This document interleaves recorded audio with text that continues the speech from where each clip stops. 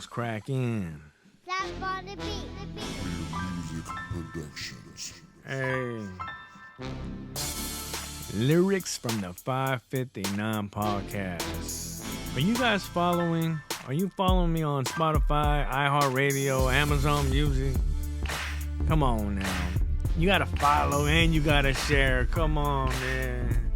This platform is for all of us, man. Cause there's somebody, man, that needs a good podcast to listen to. I know I might not be the best or anything. I get it. You know, this is what, my 13th, 14th episode. Who knows? But still, it ain't that bad. Man, hope you guys are having a good day, man. I am. I'm excited. I'm always excited, huh? I'm excited for today. I'm excited for tomorrow. But check this out, man. I got a new person that I'm interviewing. But he ain't new to the game, man. He's been doing it for a long time. Better ask somebody. I mean, he did a movie with Tupac, game related. The Mule with Clint Eastwood, Junkie. I mean, this dude done a lot of films, man. Over 200 films, man. Glad to finally get this individual on, man. My homie, Robert LaSardo. What's up, bro? Hey, what's happening, Jay? Man. Thank you for having me on the show, man. Man, bro, I'm so glad to have you on, man. How's everything? How's your day going, bro? You know, so far so good. You know, a lot of people when I say it, they don't quite get it, but I'm just grateful that I woke up. Does that communicate? Yeah, no. Yeah, man. Thank God for another day, right? Amen. Yeah, man. I'm always grateful for that, man. That's why there's no room to complain or cry about, like, oh, yeah, you know, this day I got to do this, I got to do that. Man, just thank God that you're up. You're awake, bro. Like, you know, there's people that wish that they had a family member still here with them, and you're crying about this. But yeah, man, just consider it all pure joy, man. So I was going to say, man, hey, let's just get right into it, man. I want to know how you got started in this film industry. But first, let the people know who Robert LaSardo is. I'm still trying to figure that out. I guess, you know, from a spiritual perspective, but I guess, I guess in terms of my vocation, that's a tough one. I guess if I don't like labels, but I guess I have to label myself according to the collective agreement. I guess I consider myself a clown now. Yeah. I'm a circus clown. I get paid to kind of do my act in front of the camera. Yeah. So I guess anybody who's been paying attention over the last several decades might recognize that I've appeared on some television shows and some movies and stuff, and have been afforded and blessed to be allowed to make a living doing this, which is to me enough, because to make a living in one of the most competitive fields in the world, I think is enough. Forget about any pipe dream of becoming a movie star. If you can just pay your bills and pay your rent, I think mission accomplished, and you should thank God every day. Yeah, right. Amen. And speaking about being a clown, there's one movie that you played in called Junkie, and we could get into that a little bit later. But yeah, but hey, man, so how did you start though? Like in the film industry, did you go to school? Yes, I auditioned for a school in New York City called the High School for Performing Arts, or the High School of Performing Arts. I've never been able to figure that out. Wow. But anyway, it's a specialized high school, at least back in those days it was. I don't think it exists anymore, under the name of High School for Performing Arts. But when I was in junior high school, I was having kind of a hard time. I missed class a lot, and I really had trouble with focusing. But there was an English teacher that kind of had an affection for me, and she taught drama as an elective, and she, you know, convinced me to take her class. Wow. And I did well in the class, you know, and had fun. We put on some school plays, and I noticed how some of my classmates were responding to what I was doing on stage. Yeah. And it fascinated me. But I didn't, you know, there was no light bulb moment. I didn't suddenly, you know, have delusions of grandeur or anything and decide, okay, now I know what my purpose in life is. She told me that she thought it was important that I auditioned for a specialized high school, and she explained to me, you know, what it was. And so we got together, and the requirements to audition for this school, which was a public school, they auditioned 2,000 applicants every year, and they picked 70. and the curriculum was very rigid.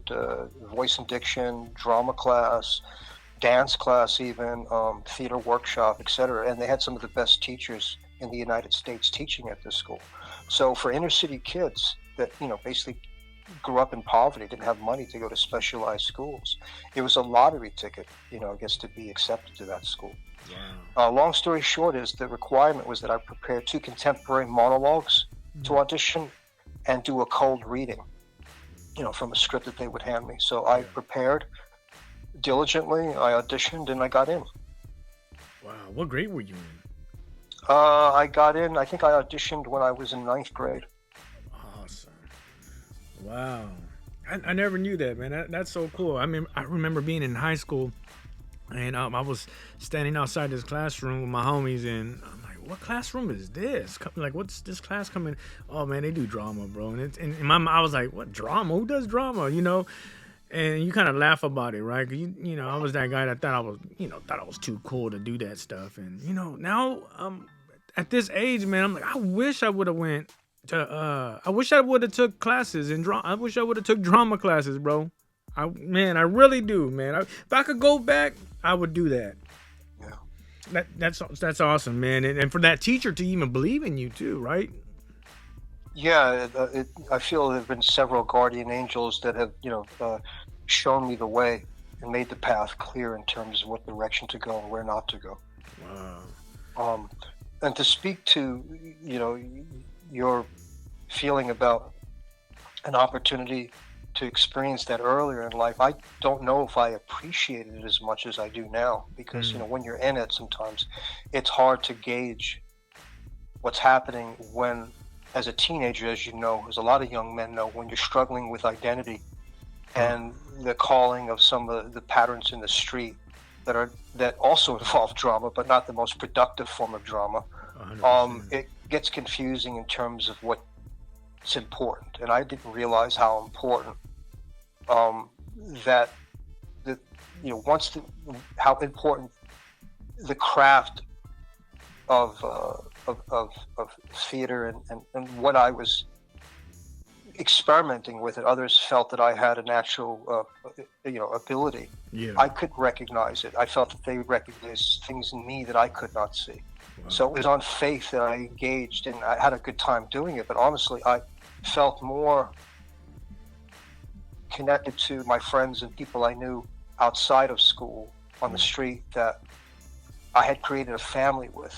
And that seemed to be the dominant focus. That was a dominant aspect of my reality, man. And it was, I guess in retrospect, I look at it, you could say it was a kind of a rite of passage, and aspects of it that were destructive because I got into trouble. And so when you say to me, when you're at that age, it's kind of like, what's drama class? I kind of felt the same way too, because the issue I had was that there was this gap in terms of relationship dynamic with the so-called artists in the school, these young kids that had designated themselves early on in life as actors. Yeah. I couldn't relate to them, man. I didn't feel a kinship with, what later on would be called my colleagues. Right. So to me, they would just seem to be crazy. I didn't have much to say to them. I would just do what was required of me in school, and then couldn't wait to leave and then go out and see my friends and, get caught up in whatever nonsense I was getting caught up in, But like for most kids, like if it was me, I probably would have just like left the class. Like, you know what, man, I'm really uncomfortable. This anxiety's kicking in. This is not something I want to do. It just kind of takes me back when they put me in a class and we had to learn square dancing, and I'm like, this is the elective. I don't want to do this. Like, I felt so uncomfortable, It was, I told the principal, man, I was like, hey, man, you don't take me out of this classroom, I just won't come to school. You know, that's how I was, man. But I think that's cool, man. You stuck with it, and maybe. Well, I think when you come from maybe the way we came up, with just the circumstance that has no pretense in it, man. I grew up in the projects. I grew up in poverty. When you're dealing with young people, that even though they, there were so many different types of so many young people from different walks of life that went to the high school of performing arts that some probably their families had money, some didn't. So there's this, mosh podge of young people all thrown together, Right. And when you grow up in a situation where there's no pretense, and you observe reality in its raw form, when you're dealing with some kids that may have been kind of, coddled a bit, and insulated from some of the things that for you every day are commonplace, Right. they come off as phonies, man. They come Right. off as not real people. So I just felt that there was a lot of just posturing and odd behavior that to me didn't translate into something that I could connect with, because I was coming from what I felt, which is a very raw, real place. Right. And I always and I think that's why my performances on stage people were affected by, because I utilized that natural tendency that I experienced in real life, whatever I was experiencing, whether it was rage, frustration, sadness, a whole concoction of feelings. I was able to somehow, I guess the gift I guess I was given was the ability to translate that into the playwright's writing and communicate it on stage effectively. Yeah. So I felt that I could be more real on stage than I could in school interacting with other classmates. And then when I was outside school, I felt like that was an aspect of family that had been missing most of my life, that I found in my brothers, my friends, my homies, the young men that I was with that were troubled like myself, struggling with identity, dealing with anger and maybe violent tendencies. And there was a camaraderie about that, and getting tattooed together. All that stuff to me was a rite of passage to manhood. And that was the part that I felt that I was missing in school. Wow. Robert, so like after high school, what was the transition like? Did you go to college? Did you go to the army? What did you do? I didn't know what to do at first. I was confused. I felt abandoned on so many levels. Some of my friends that outside of school that I was close with were catching cases, going to jail. The circle of family that I described earlier was starting to fragment. And the personal family was also kind of in a very strange place. So I felt pretty much alone. So I just left. I decided to join the military as a way to employ my own discipline, or be placed in a situation where I could, get myself together, because I could tell that I could feel it. You just know when you're on the wrong path, and you can tell that you're wasting time. Things that are happening around you indicate that your true purpose isn't being fulfilled. And that time's an identity crisis, not knowing who you are, despite all the compliments and things that were told to me in school about my capability. And, the natural and the reasonable progression would be for me to start looking for an agent after graduating from performing arts, going on auditions, pursuing a career in acting. But I didn't want that. I did not see myself as an actor. I could not relate to the other actors. I was still a man searching desperately for a sense of identity to ground myself and fulfill my life's purpose. I thought I was going to get married and have children. I seemed to be more driven toward a conventional purpose, but I couldn't realize it. I didn't know how to make manifest that. So I figured, well, let me just go into the military, get it together, get some discipline. And the military basically saved my life, because it provided me with structure.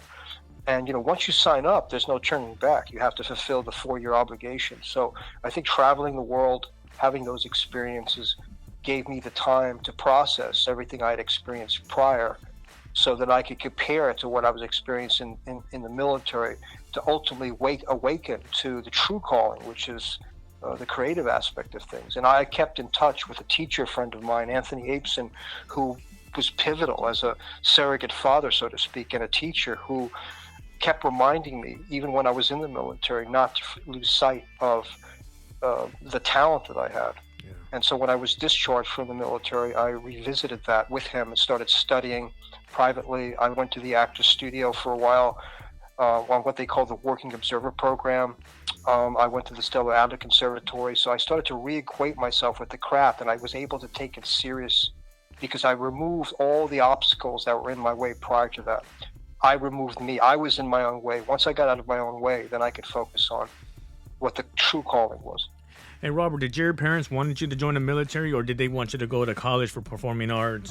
Didn't have much of a relationship. The matriarch and patriarch did not really play a big part in my life. So those structures to me are not relevant. I don't reference them. It's like you raised yourself. I was my own mother, my own father. Right. I was kind of you created this. I had this compass and instinct in terms of what I felt I needed to do. Maybe you can call it like a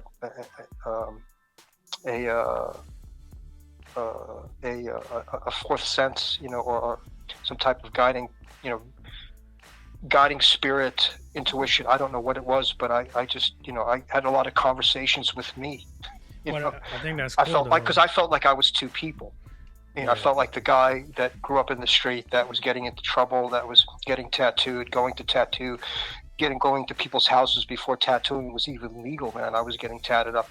By the time I graduated high school, I had like 9 tats on my body, man, before it was even cool or trendy to have tattoos.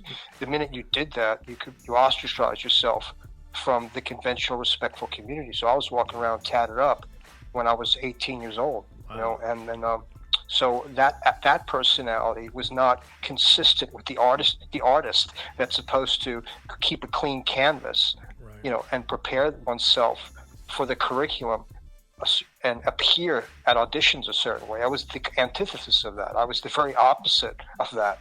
I fought that other side of myself. So once I got out of the military, I guess I had exercised a lot of those demons, and was able to reacquaint with us, with the aspect of my being that was able to finally come to bear, in the form of acting, doing theater, etc. I allowed myself the freedom to do that without judgment. And I think that's awesome, man. That being young, finding your purpose in life. A lot of young people don't get that chance to do that. They don't know where to go, what direction to take. If it's going to school or not going to school, I'm just going to be here and do drugs and not do. I think that's pretty cool that you went out to try to find yourself, man. Well, I saw my death coming. An old man once told me, he said, if you can see your death coming, get off the track, man. Don't wait for the train to come and run you over. You need to step off the track. Because, I saw my death coming. And so, some people want to die. I didn't want to die. I wanted to live. Wow. There were things I still needed to figure out. So the survival instinct kicked in. That's what kept me going. Wow, Robert. I think that's why we get along so great, because your story and mine are about the same, man. I mean, me being 15 years old, I didn't think I was gonna live past the age of 16. I didn't think I was gonna have any kids by the. Being 13 years old, I thought I was gonna be in prison. And it's so crazy how we're here. We're doing this, and we're doing what we love, and we're helping people. I was gonna say ministering, but yeah, we are like motivating and inspiring young people. There's a purpose in our lives, man. And bro, and you're one person, man, that I love listening to, man. And believe it or not, man, you are somewhat of a mentor to me, man. And I appreciate you so much, man. I'm glad that you feel that way, Jay. Yeah, brother, man. Look, man, you worked on what, over 200 films, man? Like, do you have a favorite movie? No, I don't think I do. I mean, I would say, that you worked on. I don't know. I don't think I have a favorite film. I can say that, recently I've taken a leap of faith in terms of creating my own content and experiencing the freedom that's not given when you're consigned to work with someone else. And basically, well, you work with a lot of great actors, man. Be the mouthpiece for somebody else's vision, and be the puppet, so to speak, for someone else's ideology and mythos. And I don't mind. I mean, and I'm grateful that I've been afforded a career where I can legitimize a certain type of storytelling. But it becomes redundant after a while, and if you're not given opportunities to grow because of the politics or whatever, then you stagnate and eventually face extinction. And so what motivated me to move away from that, and I mean, it's still work, but I wanted to take a leap of faith and make my own film, write my own story, direct it, finance it, so that I can at least experience what it's like to have creative control and not be locked up in someone else's program and be presented to the audience as a type and limited by their perception of me in the writing and the genre, the type of movie that they. So I'm not saying that I am bitter or resent a good, the slew of movies or the TV shows I've been on. I'm grateful to have that, but like I said, after a while, it just there's a redundancy that you start to wonder if there's anyone out there in power, in a position of power, who can see other aspects of your talent and is willing to exploit or utilize it. And when that doesn't happen, it's hard to have an affection for your resume when it communicates something that in your heart you don't necessarily identify with. I'm not the characters that I play. That's something that was invented in someone else's mind. A writer sat down and conceived a stereotype, a character arc, or a region, any number of things, and said, Robert, you look this way, so this is an industry that's based a lot on appearance. And people say, well, be careful, don't get stereotyped. I say everyone is basically typecast, more or less. You have the leading man, the handsome man, the beautiful woman, or whatever's in between. You have the bridesmaid, you have the bride, you have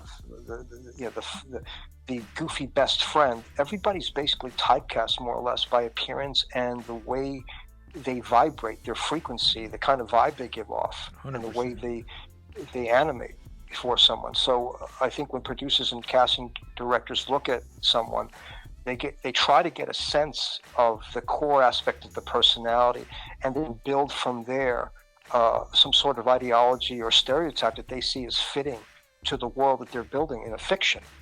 But people confuse that fiction with reality. And that's where we get into trouble, I think. Wow.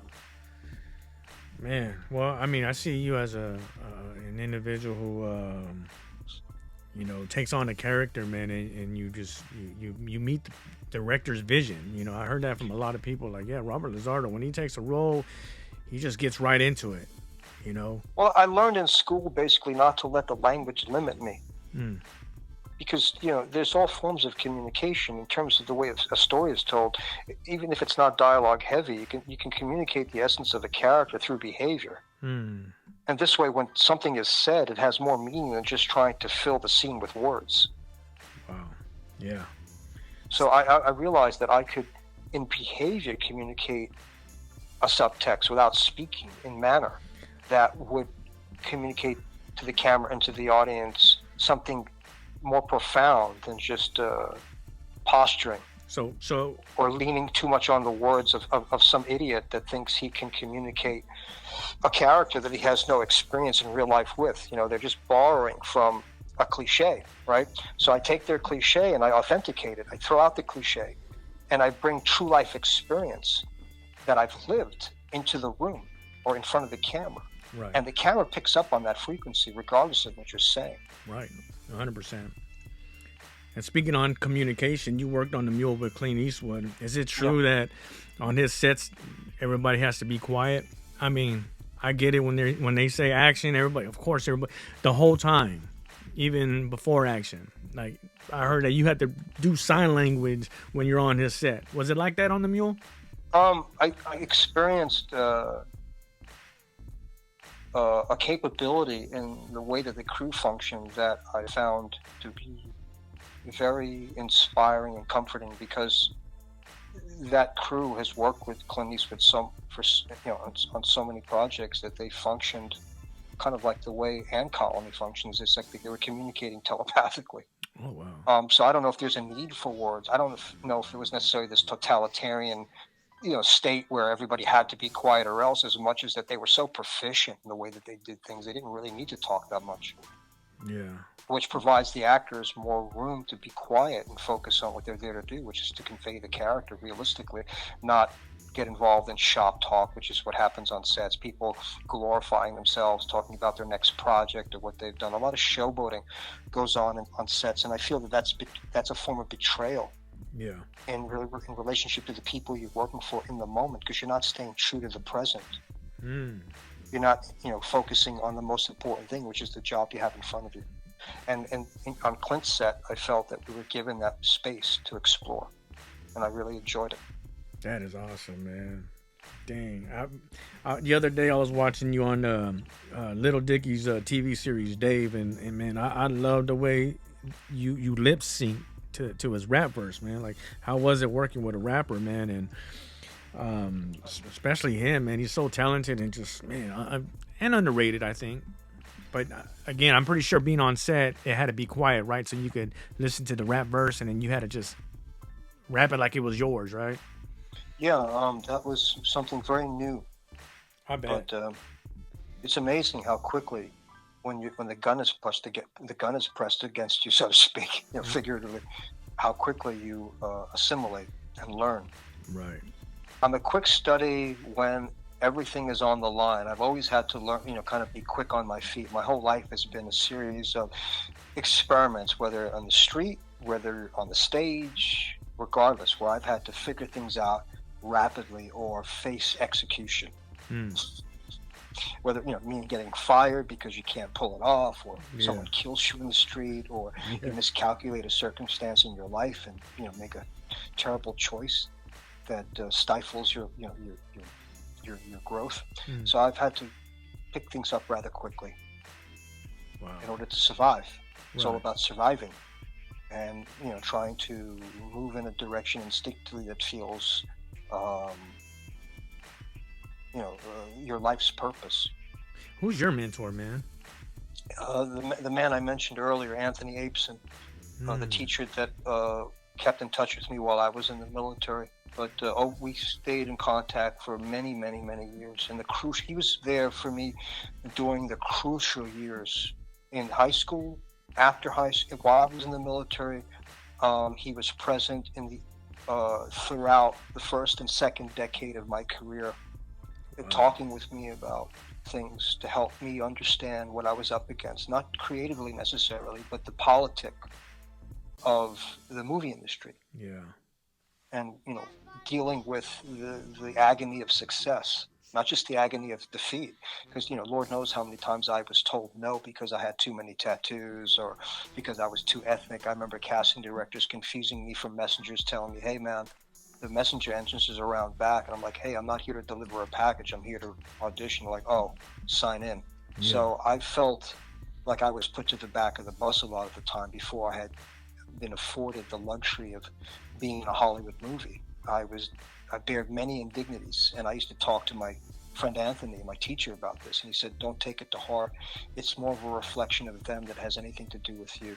Your talent and ability will transcend their perception of you. And he said, mark my words, there will come a time where they will write characters based on the way that you look. And I didn't believe it at the time, but then I saw evidence of that.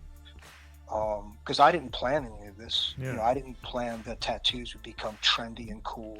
I didn't plan that, having a shaved head would be. I just lost my hair and decided, and in a movie they asked me to shave my head in the film, and I did, and I never let it grow back, because after that I was hired to play a role and they wanted me to stay bald. So it was nothing that I contrived. Yeah. It wasn't a gimmick. It was just my own evolution. Yeah. I love tattoos. I loved going to, getting tattooed. I loved expressing myself through the skin. But that was not consistent with what Hollywood or the collective agreement saw as fitting to participating in an industry that's based on what you look like. Oh, you're just going to play a convict, or you won't be allowed to demonstrate the range of your ability, Robert, because of how you appear. Now, nowadays, anything goes. But back in those days, in the 90s and the 80s, it was inconceivable. The things that are being celebrated in media now, in TV shows, were considered a curse or a pariah, a shame to hide, rather than to create TV shows or movies about, So I was, I guess maybe ahead of myself in terms of what was coming. I just didn't know it. Wow. But I mean, you're still getting a lot of gigs, though, They say not to. Well, I compete for things, and I so that I can still demonstrate capability. I think you have to demonstrate capability regardless of what your resume and your past suggests. So I'm just continuing to have to demonstrate, that. I recently just shaved my head bald again, man. So we're gonna see how that's gonna be like, man. Because when I was bald, have you lost your hair? I was losing a little bit from the back, man. I was wearing a lot of hats and I had that receding hairline. But you know what, man? Even with hair, I got a lot of different gigs, man. Being a police officer, a board member, I played different parts, man, and it felt good. I was like, man, I'm ready to be a lawyer, a judge, or something, Right. And then I just did it like last week, man. I just cut my hair and I went back to me, and I'm okay with it. I'm fine, I was just bored. My agent goes, well, you just gotta take some new headshots. I'm like, oh yeah, that's right. I do. I need to do that. I listened to the agents for years, and then I stopped listening to them when I realized they had cost me hundreds of thousands of dollars because of their fumbling and mishandling of me, and also their warnings about what I should and should not do. I saw on multiple occasions them make mistakes and do things that potentially could sabotage me. And I learned from it. So now I just do what I want, or I do what the directors or the people who hire me need me to do. But I think I had to walk so other people could run. For many years, I had to set a precedent that now is commonplace. The tattoos, the shade tat, etc. That was not acceptable years ago. And even when I did have hair before I lost it in my late 30s. My hair started falling out in my late 30s. To have the amount of tattoos I had. I mean, I had them on my neck. That was also not trendy or cool yet. No one had showed up in films that was a successful rapper tattooed like that. That hadn't happened yet. And I was showing up at auditions looking the way that I did, Yeah. And so, like I said, I had to bear a lot of indignity, but the agents were telling me you should get your tattoos lasered off. You need to do this, you need to do that. And I for a minute, I took a walk with them. But what I realized is they were taking me down the wrong path. They were you talked about, just now you said, I want to just go back to me, right? Whatever you said, I'm going to be me. And that's how I felt. I felt like I was betraying something if I listened to what their suggestions pointed to. And so I couldn't do it. I could not conform to some notion that they thought would bear more work opportunities. I just basically stood my ground and stayed true to me, like you said, and just kept auditioning and hoping that my ability would transcend their opinions of me based on how I appear. Yeah. Right. Yeah. Let's talk about your movie, man. American Trash, man. You called me on my birthday. I don't know if you remember that, and you asked me to be a part of your movie, bro. You know how much that meant to me, man. It meant a lot, and for you to give me a call and tell me that, I made my day, man. And I'm glad. Yeah, brother. Man, is this your very first project that you're putting together? It's my first time producing, directing, and writing a full-length feature. I financed it myself. Ooh. I wrote it, I directed it, Oh man, produced it. Can we talk about that? I think what inspired me is I was sitting in my car one day on the Pacific Coast Highway, and I saw a family leaving the beach. A couple of kids, a father and a wife, and they were meticulously cleaning off their feet with pieces of paper, like tissues or paper towels or whatever, and then they just threw them on the ground and left them there. And it was such a beautiful place, this beachfront property, and I just thought, wow, what would happen if this new age hippie type of young girl came up to them and said, "Hey, sir, and could you please pick up your trash?" And then the idea hit me, because I realized that we're living in a world where people, for some reason, are divorced themselves from the majesty and the beauty of nature, and they just basically puke off their garbage onto it. And it's odd what form it takes, because I could tell by the vehicle they were driving, this SUV, it was very clean and looked very expensive, and they were very, like I said, detailed in how they were cleaning themselves off, and they had no concern for the environment that they were littering in. but more concerned about how things appeared. And I thought, well, that's our world right now. Yeah. That's American trash, you know. I mean, that's, you know, it's kind of a basic, you know, synopsis, but that's what inspired me to start writing it. And then I graduated into some other themes. You know, I wanted to explore this idea of several tortured souls trying to navigate their way through a common crisis, you know, while the city of Los Angeles is falling into ruin, you know. You know, environmental crisis, you know, violence, drugs, you know. But I didn't want to lose the humanity. I wanted still to explore a chance to discover humanity in the face of this kind of apathy. You know, I wanted to create characters that there's still a sense of that hope, despite, you know, the violent and superficial culture that they're living in. Wow. So, you know, the focal point is one man particularly who's struggling with rage and PTSD. He's a former combat vet, and he comes back and he's kind of a hermit, but he meets this young woman who changes his life, and she's, you know, hippie type and very environmentally aware and spiritual, and he falls in love with her. So it's basically a love story, but it's several love stories, right, because it deals with interpersonal relationship dynamics within the circle of California with Los Angeles, while the city is basically, you know, at war with itself, or so enamored by itself that there's very little room for genuine relationship dynamics. I wanted to show a circumstance where there is a loss that occurs that brings people together to rediscover their humanity, and also to heal that and heal the environment and be sensitive and call other people out when they are doing things that are inappropriate, like leaving trash certain places. I wanted to tell a story, make a social commentary about being more aware of the environment we live in and how to treat it, and maybe, you know, also consider a better way to treat each other. That's awesome, man. And you have a trailer out yet? It's coming soon. I figured, you know, maybe in a couple of weeks. You know, I've created a page on Facebook called American Trash the Movie, and so I think maybe in a couple of weeks or so I'll drop the trailer, so people can get a sense of, you know, what I'm trying to communicate in this kind of niche-oriented type of film. It's an artsy film, Jay. It's not, you know, a commercial type thing. It's not a vehicle. It's not some next level anything. It's just more of me trying to be honest in my artistry and communicate something that's personal to me, and that does not come out of the mind of someone who's tried to enslave and imprison guys like you and me, bro. Yeah. Well, bro, you done a lot of movies, man. So did you do your own casting for this? Like, did you? Yes. All these people you work with in the past?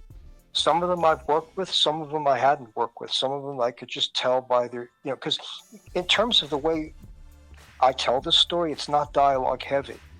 I wanted to convey the essence of characters through behavior. This way, when something is said, it has more meaning than just trying to fill the scene with words, like I said earlier. So I thought there were certain people that I knew that embodied the disposition of character as I conceived them. So I just wanted to see if they could do the same thing in front of the camera. Just be natural. You know, don't put on any airs, or, you know, try to, you know, don't, just relax and allow that personality, that, you know, that vibe to communicate, and it worked. Yeah. There were just certain people that had it. I thought, wow, this is the guy or this woman. She has this natural quality, and that combined with the right wardrobe, you know, the appropriate mindset and some dialogue, you know. So I just needed to feel my way through the process to get to know some of the people, to see if they could bring to life. And some of the people, some of the actors, I was familiar with their work. I could sense they had a range, like myself. Yeah. They were not allowed to explore, you know, male and female. There are women that I know that I cast in this that are, like myself, pigeonholed in certain types of roles.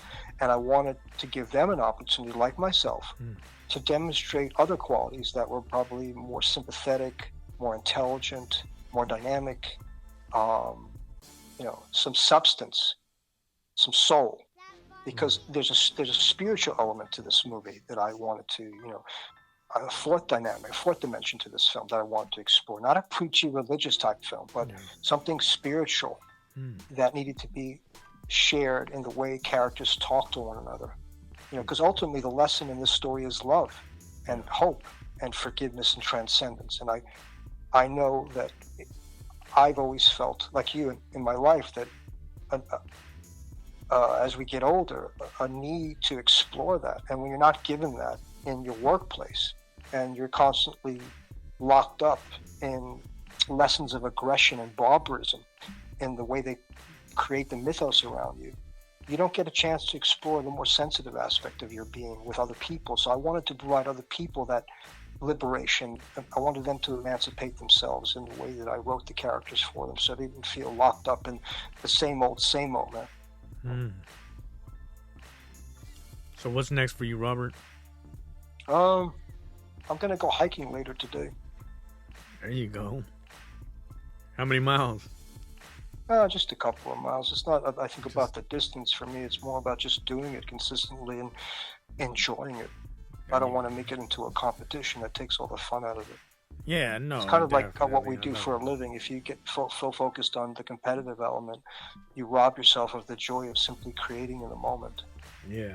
Well, you don't want to go too many miles up and you're like, man, I still got to go back. Well, yeah, that's happened to me when it's gotten dark and I'm like, oh shit, let me take out my phone so I can figure out where the road is so I don't step in a ditch. Yeah, brother. You got any good advice for someone who's trying to become an actor, bro? I don't think you become an actor. I think you are. You are naturally inclined to communicate creatively, or you're not. Either it's there or it isn't. Then from that point, you employ discipline and regimen to get better at whatever you're good at. If you have, if the tendency is there. And then you just, like, if you want to, like, for example, if you want to be a piano player, you practice. Yeah. Right? You can't pretend to play the piano. If you want to be good at sports, you practice. So I would say to any person who feels that they instinctively, naturally have a relationship to this particular art form, I would say practice, practice, practice, practice. And then the rest is just a business equation. It's more about, finding a good agent, doing it, maybe putting together a self-tape that you can hand out to various agencies that are good, that can recognize your ability and then submit you to, reputable casting directors who have contacts to, films that are legitimate. And then your talent will start to be passed around in the form of, fiber optics of what they do now with the self-taping and, that type of thing. People will see. But you have to, I think, you have to build the house, not from the top down, but from the foundation up. So my advice is do the work first. Be good at it, really good at it. Don't rely just simply on your appearance. A lot of people do that. They go, well, I'm really good looking, or I have a lot of muscles, or I have a great body, I'm beautiful. A lot of men go crazy over me. And there's something to be said about that, because the industry definitely exploits that aspect of things. But you also want to be able to have something else to utilize in conjunction with just your appearance. I mean, true, but everybody got to be different, right? I think it's dynamic. I think when you say different, I just say being responsible to what the art form requires. Otherwise, all you're doing is painting a self-portrait. You have to be able to go past the geography in which you live in. I grew up in Brooklyn, New York, man, and I did not grow up in East Los. I'm not Mexican. I've been asked to play Slavic characters. I've been asked recently to appear in stories that took place in the 18th century, where I play an outlaw cowboy or an outlaw, riding a horse. This has nothing to do with Robert and everything to do with my ability to apply my knowledge from school and build a character other than Robert LaSardo. Unfortunately, this industry now does exploit cult of personality.